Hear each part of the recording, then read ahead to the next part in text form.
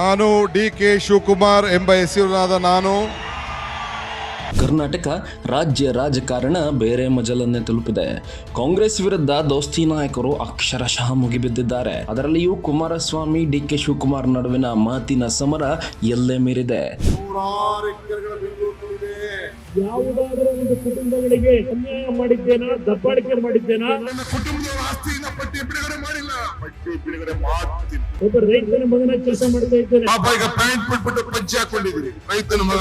ಇದನ್ಮಧ್ಯೆ ಡಿ.ಕೆ.ಶಿ ಮೈತ್ರಿ ಸರ್ಕಾರದ ನಾಯಕರ ಎಂದಿನ ಹೇಳಿಕೆಗಳನ್ನ ವೇದಿಕೆಯಲ್ಲಿಯೇ ತೋರಿಸಿದ್ದಾರೆ. ಇದು ಇವರ ದೋಸ್ತಿ ಅಂತ ಕಾಲೆಳೆದಿದ್ದಾರೆ. ಇದರ ಜೊತೆಯಲ್ಲಿಯೇ ಇತ್ತ ಎಚ್.ಡಿ.ಕೆ. ಪ್ರೀತಮ್ ಗೌಡ ನಡುವಿನ ಸಮರವು ಜೋರಾಗಿದೆ. ಕುಟುಂಬಕ್ಕೆ ವಿಷ ಆಗ್ತಕ್ಕಂಥವ್ರನ್ನ ಇಂಥವ್ರನ್ನ ನನ್ನನ್ನ ಸಭೆ ಕರೀತಾರ, ಅವ್ನ ಪಕ್ಕದಲ್ಲಿ ಕೂರಿಸ್ಕೊಂಡು ಮೀಟಿಂಗ್ ಮಾಡ್ಲಿಕ್ಕೆ ಕರೀತಾರ. ನನ್ನ ಇವತ್ತು ಇದಕ್ಕೆ ನಮ್ಮ ಬೆಂಬಲ ಕೇಳ್ತಾರ. ನನಗೂ ಸಹಿಸ್ಕೊಳ್ಳಿಕ್ಕೆ ಒಂದು ಹಿತಿಮಿತಿ ಇದೆ. ರಾಜಕಾರಣ ಮಾಡೋದು ಬೇರೆ, ಚುನಾವಣೆಗಳು ಬಂದಾಗ ಬೇರೆ ಒಟ್ಟಿಗೆ ಇರ್ತಕ್ಕಂಥದ್ದು. ಇದೆಲ್ಲದರ ಮಧ್ಯೆ ಜನರಿಗೆ ಕಾಡುತ್ತಿರುವುದು ನಿನ್ನೆ ಡಿ.ಕೆ.ಶಿ ಆಡಿದ ಮಾತುಗಳು. ಎಷ್ಟು ದಿನ ಸಿಎಂ ವಿರುದ್ಧ ಡಿ.ಕೆ. ಬ್ರದರ್ ಷಡ್ಯಂತ್ರ ಮಾಡ್ತಿದ್ದಾರೆ ಅಂತ ಅನ್ನುತ್ತಿದ್ದವರಿಗೆ ನಿನ್ನೆ ಡಿ.ಕೆ.ಶಿ ಭರ್ಜರಿ ಶಾಕ್ ನೀಡಿದ್ದಾರೆ. ನೀವು ಸಿಎಂ ಟಚ್ ಮಾಡಬೇಕು ಅಂದ್ರೆ ಮೊದಲು ಈ ಬಂಡೆಯನ್ನ ಟಚ್ ಮಾಡಬೇಕು. ಈ ಬಂಡೆ ಸಿದ್ದರಾಮಯ್ಯನ ಜೊತೆಗಿದೆ. ನಮ್ಮ ಬಳಿ 136 ಜನ ಶಾಸಕರಿದ್ದಾರೆ. ನಾವೆಲ್ಲರೂ ಸಿಎಂ ಪರವಾಗಿ ಇದ್ದೇವೆ ಎಂದಿದ್ದಾರೆ. ಅಂದ್ರೆ ಈಗ ಕಾಡುತ್ತಿರುವ ಪ್ರಶ್ನೆ, ಡಿ.ಕೆ. ಶಿವಕುಮಾರ್ ಅವರು ಸಿಎಂ ಆಗುವ ಕಾಲ ಹತ್ತಿರವಾಯ್ತಾ ಅಂತ. ಈ ಬಂಡೆ ಸಿದ್ದರಾಮಯ್ಯನ ಜೊತೆ ಇದೆ. ಈ ಮಾತನ್ನ ಈ ಸಂದರ್ಭದಲ್ಲಿ ಹೇಳಲಿಕ್ಕೆ ನಾನು ಬಯಸ್ತಾ ಇದ್ದೇನೆ. ಈ ಬಂಡೆ ಜೊತೆ 136 ಜನ ಶಾಸಕರಿದ್ದಾರೆ. ಹೌದು ವೀಕ್ಷಕರೇ, ಸದ್ಯ ಕಾಂಗ್ರೆಸ್ ವಲಯಗಳಲ್ಲಿಯೇ ಈ ಮಾತು ಬಹಳ ಜೋರಾಗಿಯೇ ಕೇಳಿ ಬರತೊಡಗಿದೆ. ಹೇಳಿ ಕೇಳಿ ಸಿದ್ದರಾಮಯ್ಯ ಬಡಪೆಟ್ಟಿಗೆ ಬಗ್ಗುವ ಆಸಾಮಿಯಲ್ಲ. ಶೋಷಿತರು ಅಧಿಕಾರ ಮಾಡತಕ್ಕಂಥದನ್ನ ಸಹಿಸಲ್ಲ. ಇದನ್ನ ನಾವೆಲ್ಲರೂ ಕೂಡ ಒಕ್ಕೊಲಿನಿಂದ ಖಂಡಿಸಬೇಕಾಗ್ತದೆ, ವಿರೋಧ ಮಾಡಬೇಕಾಗ್ತದೆ. ಅದಕ್ಕೋಸ್ಕರವಾಗಿ ಈ ಸಮಾವೇಶವನ್ನ ಏರ್ಪಾಡು ಮಾಡಿರ್ತಕ್ಕಂಥದ್ದು. ಈ ಎಲ್ಲ ಅಪವಾದಗಳ ನಡುವೆಯೂ ತಮ್ಮ ವಿರೋಧಿಗಳನ್ನ ಹತ್ತಿರಕ್ಕೆ ತೆಗೆದುಕೊಳ್ಳುವ ಯತ್ನ ಮಾಡಿದ್ರು. ಅದಕ್ಕೆ ತಾಜಾ ಉದಾಹರಣೆ ಬಿ.ಕೆ. ಹರಿಪ್ರಸಾದ್ ರಂತಹ ನಾಯಕರ ಜೊತೆಗಿನ ಸಂಧಾನ. ಹರಿಪ್ರಸಾದ್ ಅವರು ನಮ್ಮ ಪಾರ್ಟಿ ಲೀಡರ್. ಅವರು ನೀವು ಭೇಟಿಯಾಗೋದ್ರಲ್ಲಿ ವಿಶೇಷ ಏನಿದೆ?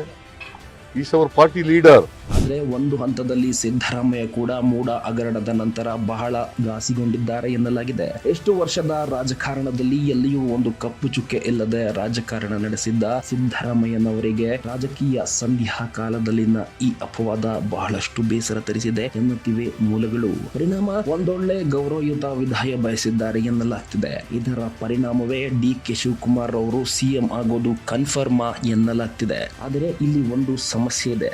ಯಾಕಂದ್ರೆ ಪೊಲಿಟಿಕ್ ಪ್ಲೇಸ್ ಅಂಡ್ ಮ್ಯಾಥಮೆಟಿಕ್ಸ್ ಅನ್ನುವಂತಹ ಸಿದ್ದರಾಮಯ್ಯನವರ ಬಣದ ಬಹುತೇಕರು ಒಂದು ವೇಳೆ ಕೋರಂ ವಿಚಾರ ಬಂದರೆ ತಮ್ಮ ಶಕ್ತಿ ಪ್ರದರ್ಶನಕ್ಕೂ ಸಿದ್ಧ ಎನ್ನುವಂತಿದ್ದಾರೆ. ಇದಕ್ಕೆ ನನ್ನ ಡಿ.ಕೆ.ಶಿ ಸಿದ್ದರಾಮಯ್ಯನವರ ಬೆನ್ನಿಗೆ ನಿಲ್ಲುವ ಮಾತನಾಡಿದ್ದು. ಇವತ್ತು ಸಿದ್ದರಾಮಯ್ಯನವರ ರಾಜೀನಾಮೆ ಬೇಕಾ ನಿನಗೆ? ವಿಜೇಂದ್ರ, ಅಶೋಕ, ನಿನಗೆ ರಾಜೀನಾಮೆ ಬೇಕಾ? ಕಾಂಗ್ರೆಸ್ ಹೈಕಮಾಂಡ್ ಎಲ್ಲರನ್ನೂ ವಿಶ್ವಾಸಕ್ಕೆ ತೆಗೆದುಕೊಳ್ಳುವ ಸಿಎಂ ಹುದ್ದೆಗೆ ನಿಮ್ಮ ಹೆಸರು ಸೂಚಿಸಿದಾಗ ಯಾವುದೇ ವಿರೋಧ ವ್ಯಕ್ತವಾಗಬಾರದು ಎಂದು ಡಿ.ಕೆ. ಶಿವಕುಮಾರ್ ಅವರಿಗೆ ಫರ್ಮಾನು ಹೊರಡಿಸಿದೆ. ಜೊತೆಗೆ ಒಕ್ಕಲಿಗರ ನಾಯಕತ್ವದ ನಿಟ್ಟಿನಲ್ಲಿಯೂ ಡಿ.ಕೆ. ಭರ್ಜರಿ ಪ್ಲಾನ್ ಮಾಡಿರುವಂತಿದೆ. ಅದರಲ್ಲಿಯೂ ತಮ್ಮನ ಸೋಲು ಅವರನ್ನ ಬಹಳಷ್ಟು ಘಾಸಿಗೊಳಿಸಿದೆ. ಮೊದಲು ಸಿಎಂ ಆಗೋದು, ನಂತರ ಒಕ್ಕಲಿಗ ನಾಯಕತ್ವದ ಚುಕ್ಕಾಣಿ ನೋಡಿಕೊಳ್ಳೋಣ ಎಂದು ಡಿ.ಕೆ.ಶಿ ನಿರ್ಧರಿಸಿದಂತಿದೆ. ಅದಕ್ಕೆ ಸದ್ಯ ಆವೇಶ ಬಿಟ್ಟು ಅವಕಾಶಕ್ಕಾಗಿ ಕಾದಿದ್ದಾರೆ. ಎಲ್ಲ ಅಂದುಕೊಂಡಂತೆ ನಡೆದರೆ ದೊಡ್ಡಾಲಹಳ್ಳಿಯ ಕೆಂಪೇಗೌಡ ಶಿವಕುಮಾರ್ ಎಂಬ ಹೆಸರಿನ ನಾನು ಈ ರಾಜ್ಯದ ಮುಖ್ಯಮಂತ್ರಿಯಾಗಿ ಪ್ರಮಾಣ ವಚನ ಸ್ವೀಕರಿಸ್ತೀವಿ ಅನ್ನುವ ಸಮಯ ತೀರಾ ದೂರ ಇಲ್ಲ ಅಂತಕ್ಕಂಥದ್ದು ಸದ್ಯ ರಾಜಕೀಯ ವಲಯದ ವಿಶ್ಲೇಷಕರ ಮಾತುಗಳು.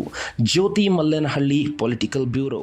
ಕಾನೂನು ಮೂಲಕ ಸ್ಥಾಪಿತವಾದ ಭಾರತದ ಸಂವಿಧಾನ ವಿಷಯದಲ್ಲಿ ನಿಜವಾದ ಶ್ರದ್ಧೆ ಮತ್ತು ನಿಷ್ಠೆಯನ್ನು ಹೊಂದಿರುತ್ತೇನೆಂದು ನಾನು ಭಾರತದ ಸಾರ್ವಭೌಮತ್ವವನ್ನು ಮತ್ತು ಅಖಂಡತೆಯನ್ನು ಎತ್ತಿ ಹಿಡಿಯುತ್ತೇನೆಂದು ಮತ್ತು ಕರ್ನಾಟಕ ರಾಜ್ಯದ ಉಪಮುಖ್ಯಮಂತ್ರಿಯಾಗಿ ನನ್ನ ಕರ್ತವ್ಯವನ್ನು ಶ್ರದ್ಧಾಪೂರ್ವಕವಾಗಿ ಮತ್ತು ಅಂತಃಕರಣದ ಪೂರ್ವಕವಾಗಿ ನಿರ್ವಹಿಸುತ್ತೇನೆಂದು ಭಯ ಅಥವಾ ಪಕ್ಷಪಾತವಿಲ್ಲದೆ, ರಾಗ ದ್ವೇಷವಿಲ್ಲದೆ ಎಲ್ಲ ಬಗೆಯ ಜನರಿಗೆ ಸಂವಿಧಾನ ಮತ್ತು ಕಾನೂನಿಗೆ ಅನುಸಾರವಾಗಿ ನ್ಯಾಯಯುತವಾಗಿದೆಂದು ಮಾಡುತ್ತೇನೆಂದು ಶ್ರೀ ಗಂಗಾಧರ ಅಜ್ಜನ ಹೆಸರಿನಲ್ಲಿ ಪ್ರಮಾಣ ಮಾಡುತ್ತೇನೆ.